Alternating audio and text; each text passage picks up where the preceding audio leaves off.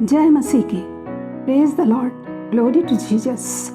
परमेश्वर यहोवा की करुणा स्वर्ग में है, उसकी करुणा अनमोल है। मनुष्य उसके पंखों तले शरण लेते हैं। भजन 37 में लिखा है, कुकर्मियों के कारण मत कुढ़, कुटिल काम करने वालों के विषय डाहा न कर, क्योंकि वे घास के समान झट कट जाएंगे और हरी घास के समान मुरझा जाएंगे। यहोवा पर भरोसा रख और भला कर, देश में बसा रहे और सच्चाई में मन लगाए रहे। प्रेरितों के काम 4th चैप्टर में पतरस, यूहन्ना और दूसरे प्रेरितों के द्वारा पवित्र आत्मा की सामर्थ्य से यीशु मसीह के नाम में चंगाई और सामर्थ्य के काम किए जा रहे थे। तब हेरोदस और पैंतियुस पिलातुस ने अन्य जातियों और इजरायलियों के साथ मिलकर उन्हें चेतावनी दी कि यीशु के नाम से कुछ भी न बोलना, न सिखाना।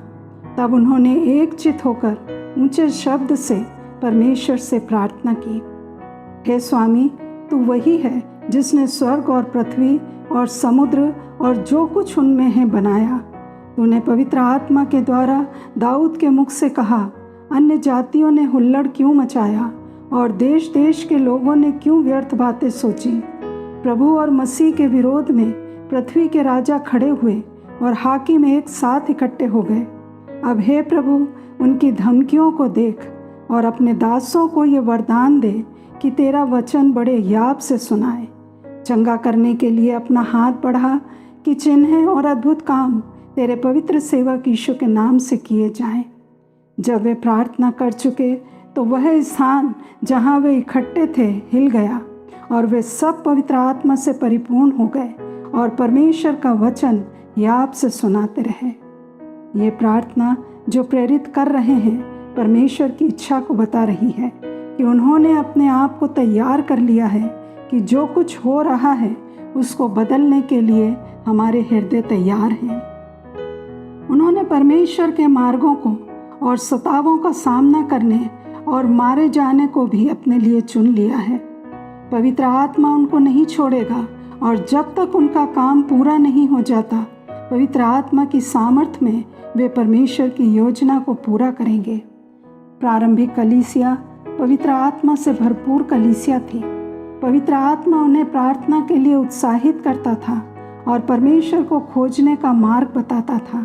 यही उनकी सफलता का राज था कि यरूशलेम में उन सब लोगों ने सामूहिक रूप से पवित्र आत्मा का बपतिस्मा पाया था और कलीसिया निरंतर बढ़ती जा रही थी। मसीह विश्वासी आत्मा से भरे थे और यह परमेश्वर का अलौकिक काम था कि पवित्र आत्मा के सिखाए किसी विशेष विषय के लिए कलीसिया प्रार्थना करने के लिए इकट्ठी होती थी। पहले भी दोनों समय में परमेश्वर ने फिजिकल रूप में अपनी सामर्थ्य को प्रकट किया।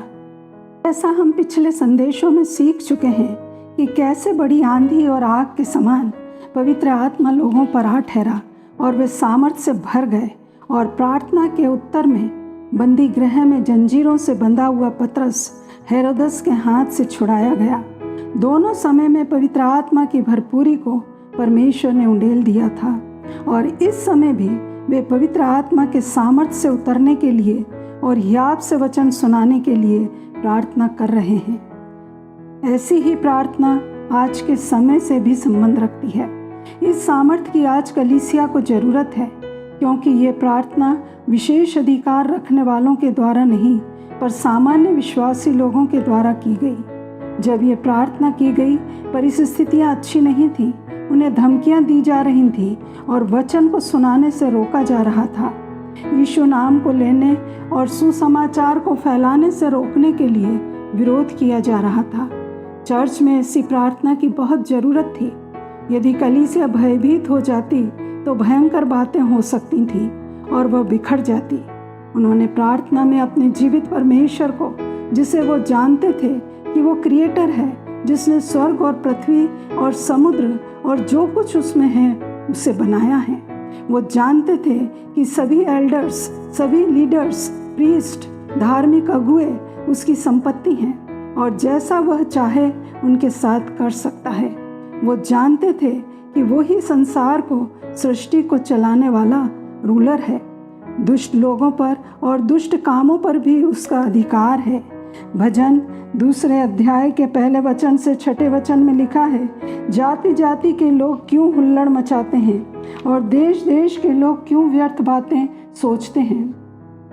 यहोवा और उसके अभिषिक्त के विरुद्ध पृथ्वी के राजा मिलकर और हाकिम आपस में सम्मति करके कहते हैं, आओ हम उनके बंधन तोड़ डालें और उनकी रस्सियों को अपने ऊपर से उतार फेंकें। वह जो स्वर्ग में विराजमान है हंसेगा, प्रभु उनको ठट्टों में उड़ाएगा।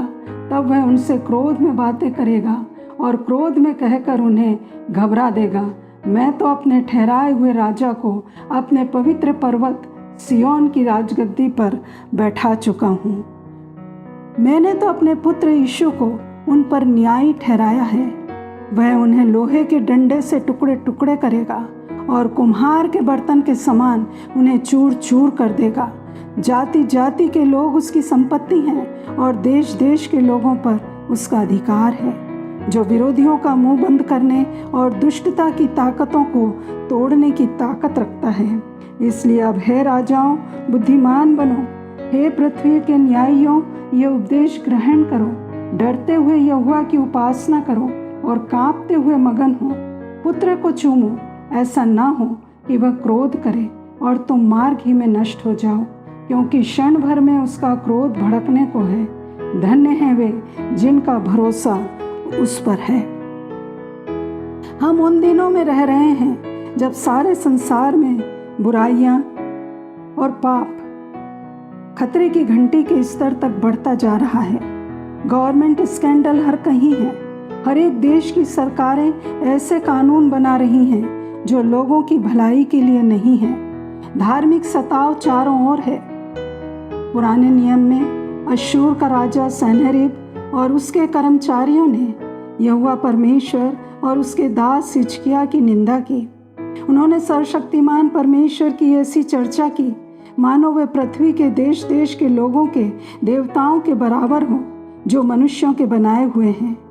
इन घटनाओं के कारण राजा हिजकिय्याह और यशायाह नबी ने प्रार्थना की। तब परमेश्वर ने एक दूत भेज दिया जिसने अश्शूर के राजा की छावनी में सब शूरवीरों, प्रधानों और सेनापतियों को नष्ट किया। और जब वह अपने देवता के भवन में था, उसके निज पुत्र ने ही वहीं उसे तलवार से मार डाला। जीवित परमेश्वर के हाथों में पड़ना बड़ी भयानक बात है, परंतु हम परमेश्वर की शरण में आनंदित और आशीषित हो सकते हैं। प्रारंभिक कलीसिया के समान प्रार्थना करना शुरू कर दें। यदि हम अपने प्रभु को पुकारते हैं, मसीह सब दुष्टता को नाश कर देगा। हम मसीह को छोड़कर शांति और सुरक्षा कहीं नहीं पा सकते। मसीह यीशु के आने का दिन आ रहा है। पहले आगमन में यीशु दया और करुणा को लेकर आए, परंतु अब न्याय को लेकर आएंगे।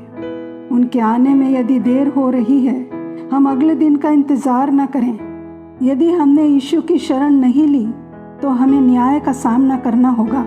तो आइए हम उस अनुग्रह को मांगे जो विपरीत समय में हमें संभालेगा। प्यारे पिता, हम धन्यवाद करते हैं कि आपके अनुग्रह के द्वारा हम बचाए गए हैं और पवित्र आत्मा हम में रहता है। आपसे विनती है कि इस फेलोशिप को हम आपके साथ मेंटेन रख सकें और हर एक बातों में आप पर विश्वास करते हुए पवित्र आत्मा के साथ चलें। पिता, हम अपने जीवन को आपको प्रसन्न करने वाला बलिदान करके चढ़ाएं और आप उसे ग्रहण करें। हमें आपकी इच्छा के अनुसार करने के लिए बुद्धि और समझ दें। हमें अनुग्रह दें कि हम अपने लिए तो मरें और आपकी महिमा के लिए जी उठें। यीशु मसीह के नाम से इस प्रार्थना को मांगते हैं, आमीन।